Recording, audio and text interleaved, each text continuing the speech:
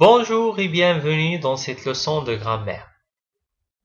Cette leçon portera sur le pluriel des noms composés. Elle s'adresse aux élèves de la première année du cycle secondaire collégial. Pour commencer, il est utile de comprendre qu'est-ce qu'un nom composé. Pour cela, je vous propose les exemples suivants. Portefeuille, grands-parents et machine à laver. Voyons de plus près le nom composé portefeuille. Alors, portefeuille, comme vous voyez, est un nom composé de porte et feuille. Ces deux mots, porte et feuille, forment un seul mot, portefeuille, qui est un étui portatif dans lequel on met les billets bancaires et quelques papiers. Passons aux grands-parents. Grands-parents est un mot composé du mot grand et du mot parent. Les grands-parents veut dire le grand-père et la grand-mère. Comme vous remarquez, les deux mots grands-parents sont séparés par un trait d'union. En ce qui concerne machine à laver est un mot composé de machine, le nom machine, la préposition à et le verbe laver. Ces trois morphèmes lexicaux forment le mot composé machine à laver, qui est un outil avec lequel on peut laver les vêtements. De ces exemples, on peut dire que le nom composé est un mot contenant deux ou plus de deux morphèmes lexicaux et qui constitue une unité significative. Ça veut dire un mot qui a un sens. Il y a des noms composés écrits en un seul mot. C'est l'exemple de portefeuille.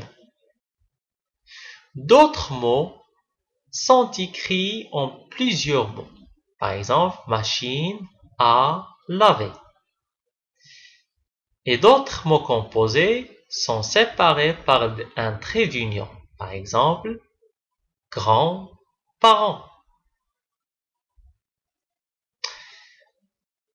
Essayons d'étudier la formation du pluriel des noms composés.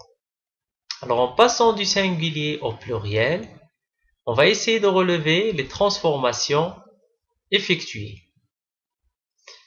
Un portefeuille, par exemple, est un nom au singulier. En passant du singulier au pluriel, on dit des portefeuilles. Comme vous remarquez, le nom portefeuille prend la marque du pluriel S à la fin. Tout simplement, ce mot composé de porte et feuille forme un seul mot. Alors, le mot composé écrit en un seul mot prend S à la fin. Mais attention, il y a quelques exceptions. De manière générale, les noms composés écrits en un seul mot suivent la règle des noms simples, sauf quelques exceptions. Exemple, madame est un mot composé de ma et dame. Regardez bien, en passant du singulier au pluriel, madame devient mesdames. Alors, comme vous voyez, ma s'est transformé en mes et dame prend S. Prenons l'exemple gentilhomme. Un gentilhomme.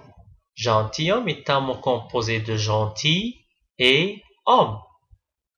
En passant du singulier au pluriel, regardez bien, on a ajouté S à gentil et S à homme. Tout simplement, ces deux mots font partie de l'exception. Prenons le deuxième mot, une porte-fenêtre. Une porte-fenêtre est un mot composé de porte et fenêtre. Regardez bien, en passant du singulier au pluriel, on dit des portes-fenêtres. Comme vous remarquez, porte prend S à la fin et fenêtre prend S à la fin. Pour la simple raison, porte est un nom, fenêtre est un nom, et le nom s'accorde. Mais attention à l'exception. Au singulier, on dit un timbre-poste. C'est un mot composé de timbre et poste. En passant du singulier au pluriel, on dit des timbres-postes. Regardez bien, timbre prend la marque du pluriel et poste ne prend pas la marque du pluriel, même si poste est un nom. Tout simplement parce que les timbres-postes est un mot qui signifie qu'il y a les timbres de la poste. Ça veut dire les timbres, plusieurs timbres de la même poste. La même chose pour le mot composé une station-service. Au pluriel, on dit des stations-service. Station est un nom, il prend la marque du pluriel S, mais service, même si c'est un nom, ne prend pas la marque du pluriel. Pour la simple raison qu'il y a des stations qui font le même service. Passons à l'autre exemple, un rouge-gorge. Le rouge-gorge, comme vous le savez donc, est un oiseau. Au pluriel, on dit des rouges-gorges. Comme vous remarquez, rouge s'accorde et gorge aussi s'accorde. Tout simplement parce que ce mot rouge-gorge est composé d'un adjectif rouge et du nom gorge. Et l'adjectif aussi s'accorde. Prenons l'autre exemple, un porte-document. En passant du singulier au pluriel, on dit des porte-documents. Alors seulement, document prend la marque du pluriel S. Tout simplement parce que porte est un verbe. Et document prend la marque du pluriel parce qu'il est un nom. Alors le verbe dont les noms composés ne s'accordent pas. Prenons l'autre exemple, un sans-abri. Un sans-abri voulait dire quelqu'un qui n'a pas d'abri. Au pluriel, on dit des sans-abri.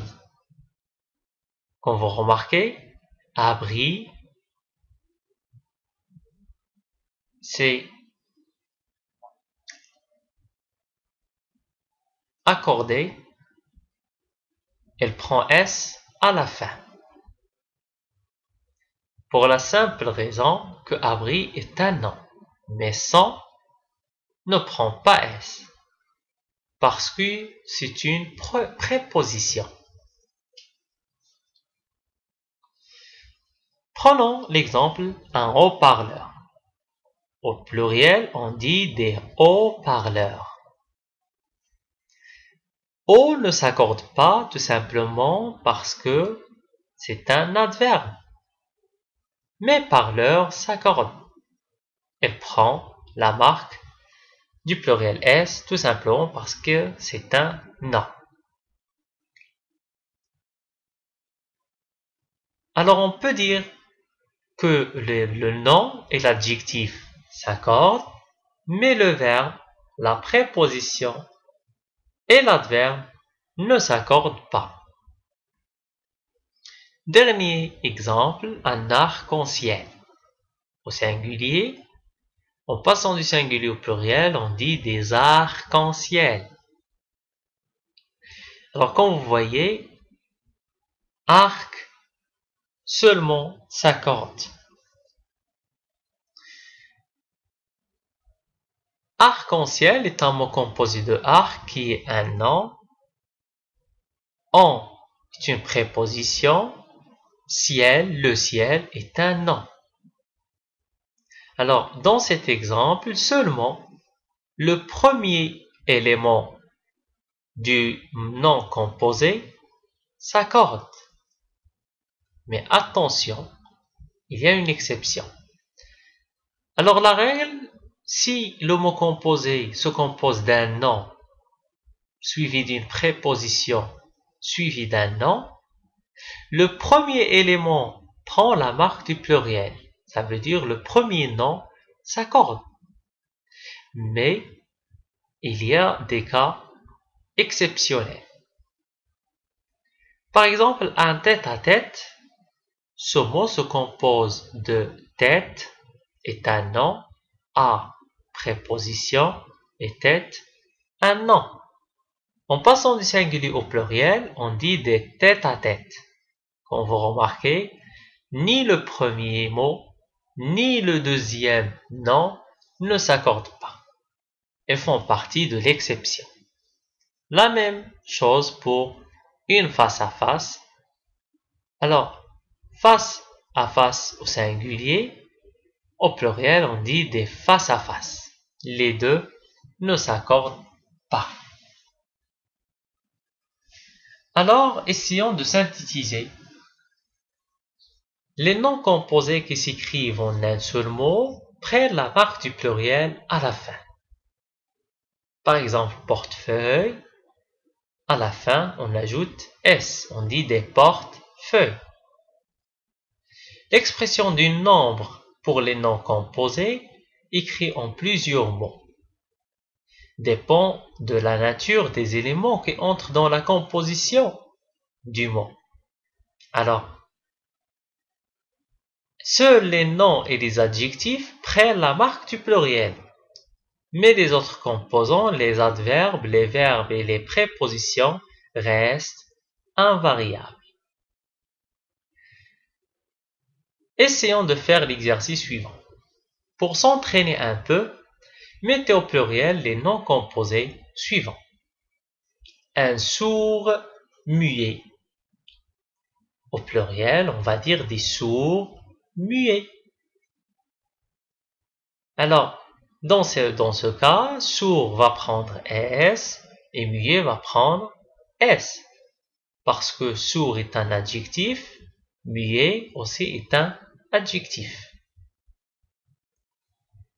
On dit au singulier un bateau mouche.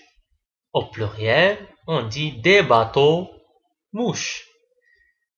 Bateau est un nom, alors il s'accorde, on va ajouter X. Et mouche est un nom aussi, on va ajouter S. Troisième exemple, un surf volant. Surf est un nom, alors il s'accorde. Volant est un adjectif, aussi s'accorde. Un beau-frère, au singulier, au pluriel, on dit des beaux frères. Dans ce cas, beau est un adjectif, alors il s'accorde, on va ajouter X à l'adjectif beau. Et frère est un nom, on va ajouter S à frère. Une arrière-cour, dans cet exemple, le mot se compose de arrière et cour. Seulement, cour va prendre la marque du pluriel. Arrière ne s'accorde pas pour la simple raison qu'il est un adverbe. Sixième exemple, une robe en soie.